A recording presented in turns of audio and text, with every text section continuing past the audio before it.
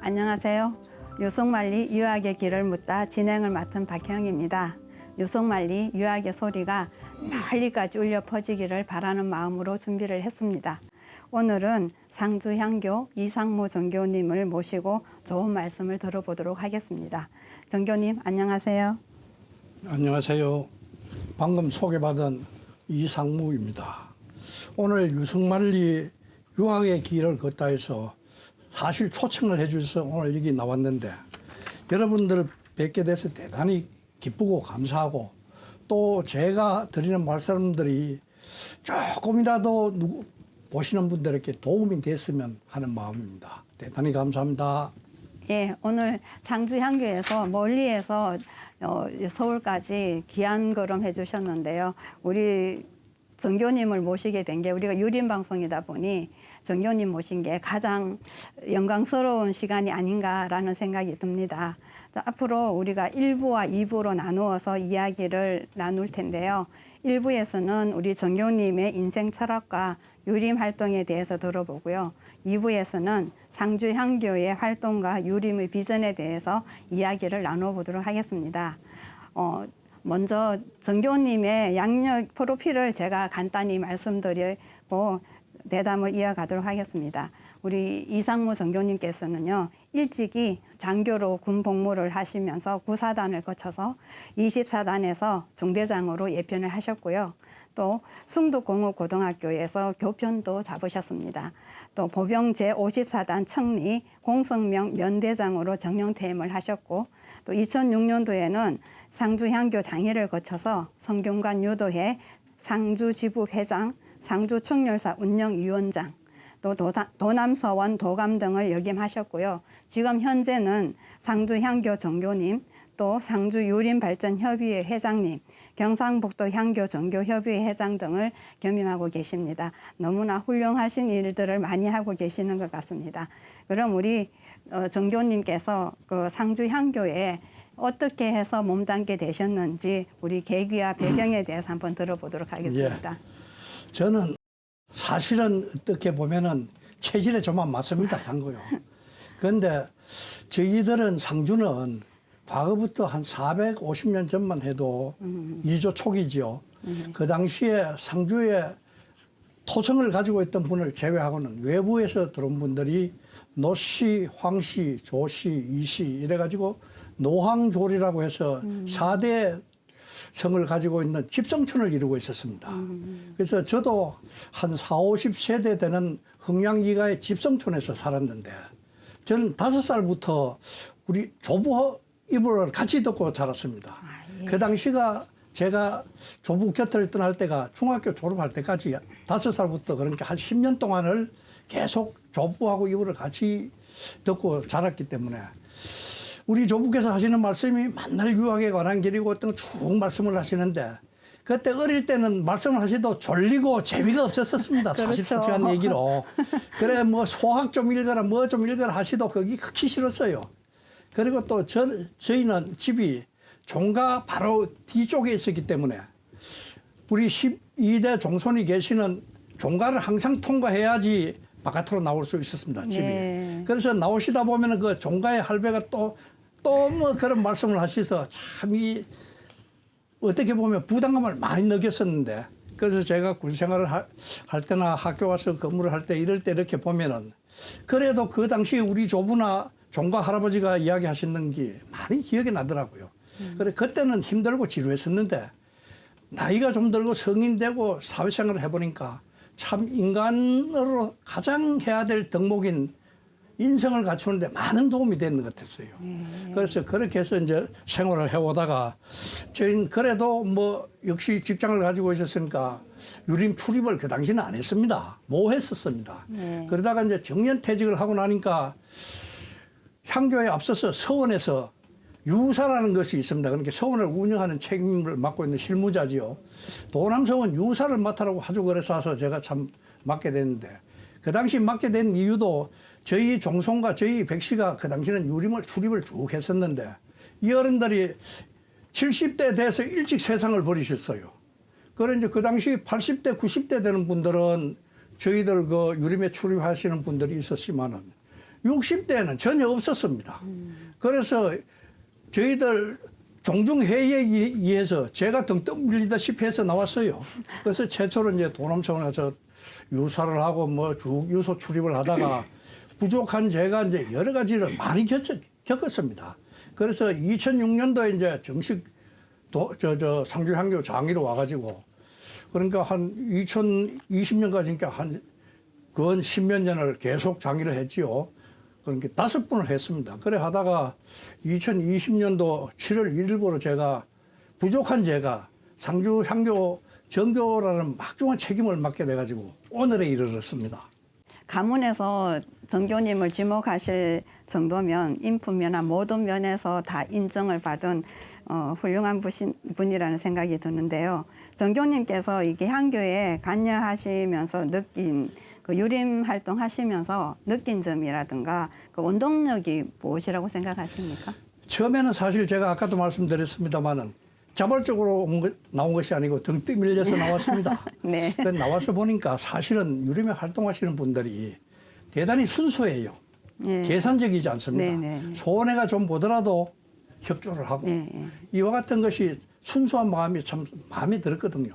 인간이 살아가는 본성이 아닌가 싶습니다. 네. 그런데 사회가 급변하게 변하다 보니까 요거를 잊어버리고 너무 경제적인 가치를 따지다 보니까 오늘 사회는 사실은 어떻게 보면은 인간이 생존하는 사회가 아니고 동물이 생존하는 사회 같아요. 네. 너무 자기 이익을 너무 챙기거든요.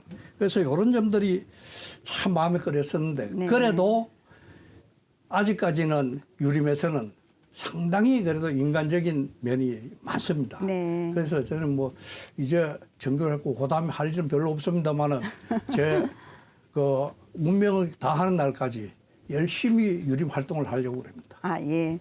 정교님 말씀을 들으니 유교는 사람답게 살아가게 하는 원동력인 것 같습니다. 정교님께서는 장교로 군 복무도 하셨고요. 또 전역 후에도 또 계속 면대장으로 또 일을 하셨는데 그 군대 관련 업무를 하시면서 이렇게 군인들에게 유교 사상이 도움이 된다고 생각하시나요? 당연하지요. 사실은 군인뿐 아니고 네. 모든 사회가 그 유교 사상의 본뜻에 어긋나지 않고 살아간다면은 사실 법률 이전에 모든 것을 도덕적으로 해결할 수 있는데 사회가 너무 복잡하다 보니까 거기 이제 법률을 많이 만들어 가지고 무슨 법 많은데 옛날엔 그렇게 안 많았지 않습니까? 그렇죠. 예.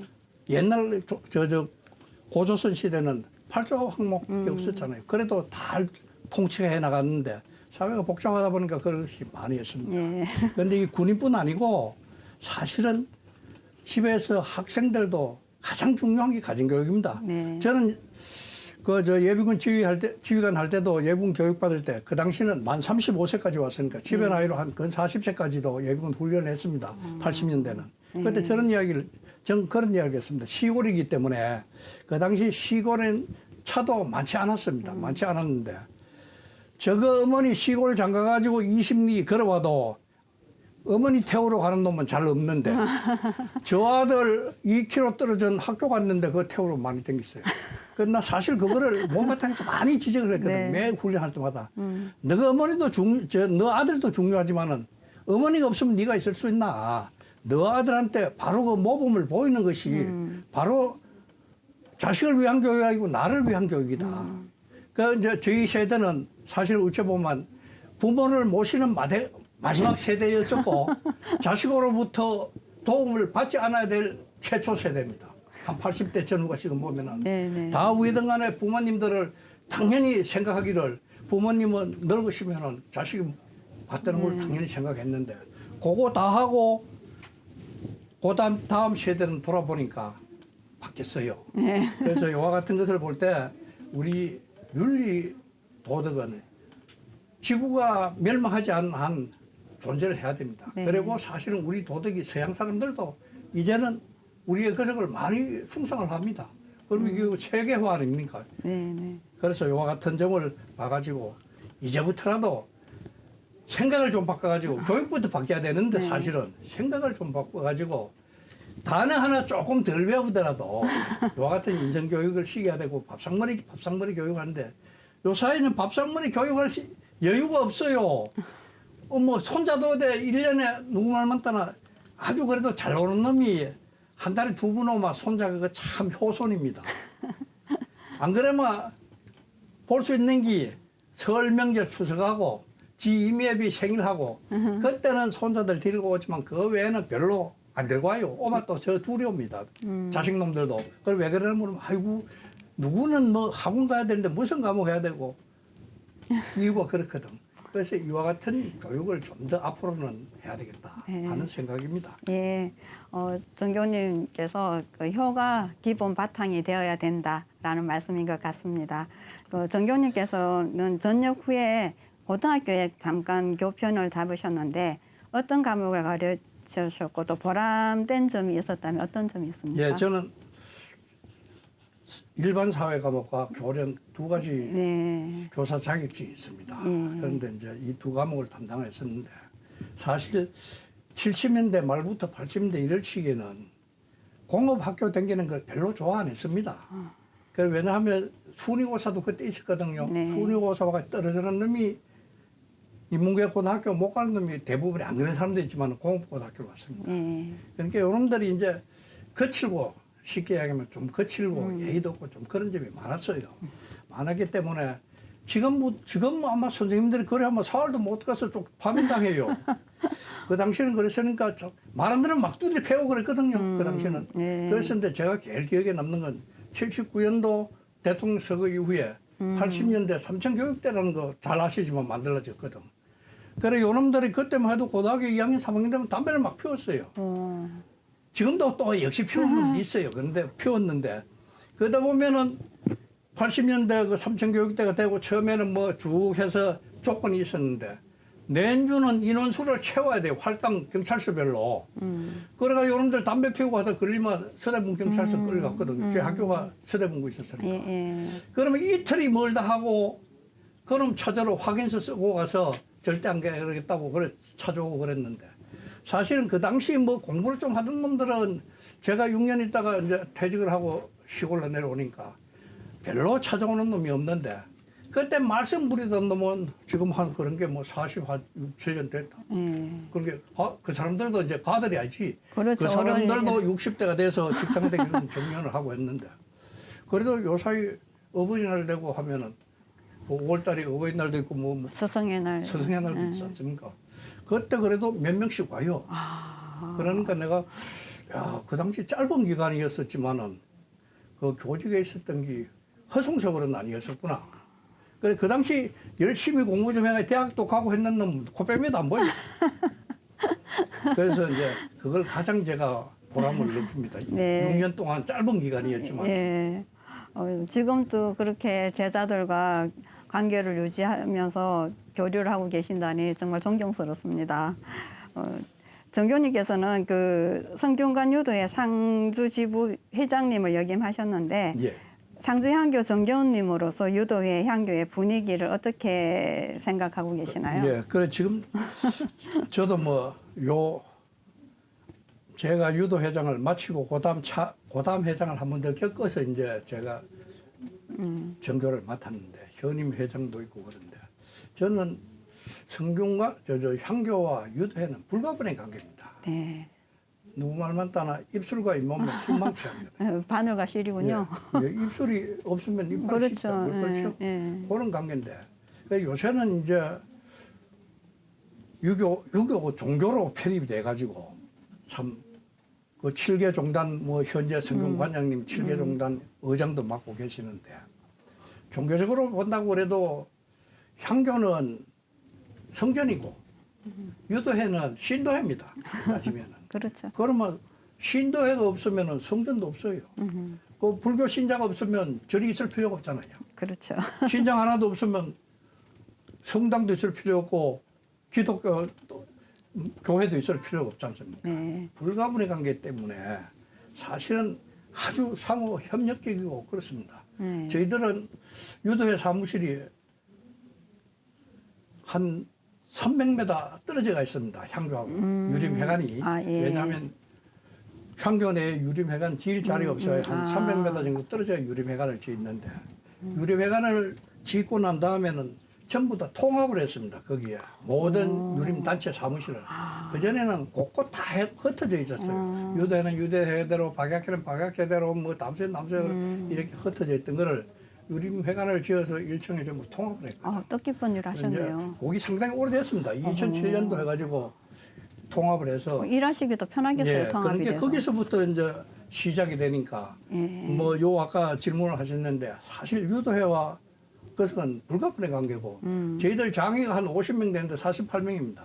그런데 3분의 2 정도가 전부 유도회 회원입니다. 장애가. 그 정도로 유도회와 향교 관계는 아주 친밀하고 협조적이고 그렇습니다. 그 상주 지역의 그 유림들 장이들은 유교 정신 속에 유교 정신을 생활 속에서 실천하고 계시는 분이라는 생각이 듭니다.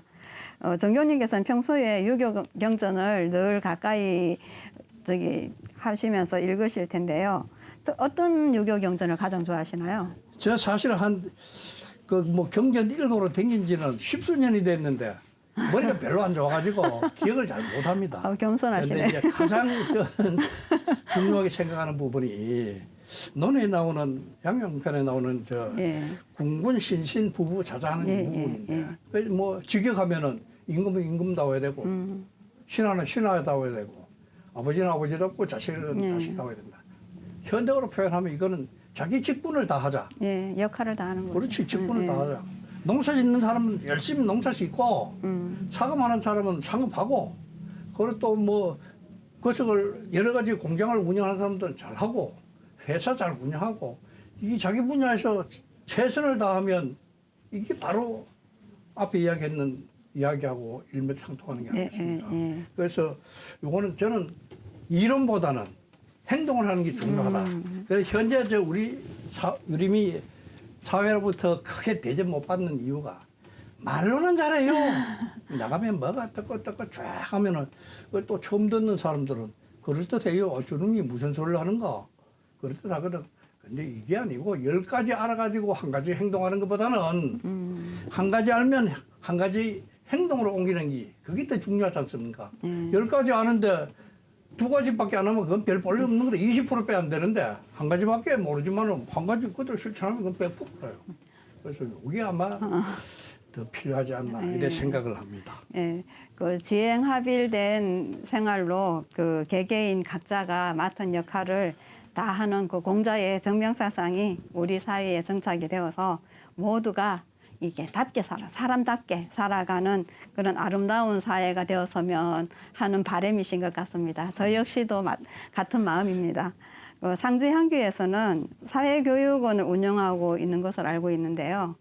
정교님께서는 교육에 혹시 참여를 하시나요? 예, 저희들은 18개 강좌를 운영하거든요. 그런 게 사실은 경상북도 38개 향교가 있는 중에서 저희들도 상위 축에 속합니다. 학교보다 더 나은데요. 18개 강좌를 하는데 여기에는 물론 사서도 있고 상경도 합니다. 그런데 요만 해가지고는 향교가 현 시대에 떨어져 있고 그렇죠. 그리고 또 사서 상경을 일고로 나오는 여자분도 별로 안 많아요. 여자분들은 사서 상경 우리 진행자님은 뭐 학위를 받으시고 하셨다는데 그거 별로 재미없잖아요. 이렇게 보면은. 저는 재밌어요. 그런 게 이제 보통 전공하신 분을 제외하고는 별로 없거든요. 그렇죠. 그래서 이제 우리는 이거를 말로만 향교 뭐 해가야 안 돼요. 확대해가지고 참여를 많이 해야 됩니다. 이제는 솔직한 얘기로 향교는 옛날엔 양반들만 모이는 장소 아니었습니까? 그렇죠. 그런 게 사대부들만 모이는 장소이기 때문에 서민은 관심이 별로 없어요. 그리고 지금도 시골 향교 가면은 향교가 뭔지도 모르는 사람이 한 60% 70%입니다. 그다음에 나머지도 뭐 별로 좋은 평가를 안 해요.